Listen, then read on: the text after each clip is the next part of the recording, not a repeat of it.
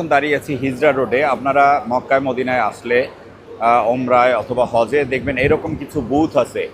এই বুথগুলোই সিম কার্ড বিক্রি করা হয়। এখানে যেই নেস্টেসি মোবাইলই এরকম আছে, দেখেন ভিড় আছে। এখানে আসলে আপনি আপনার ফিঙ্গারপ্রিন্ট এবং ভিসার কাগজ দেখাতে হবে।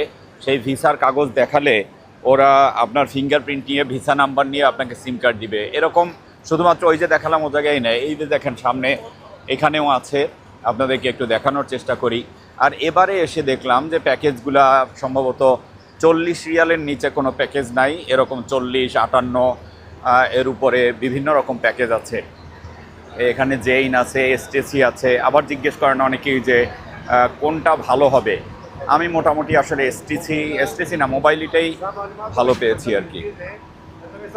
বিভিন্ন রকম প্যাকেজ এখানে আছে, আপনারা দেখতে পারেন।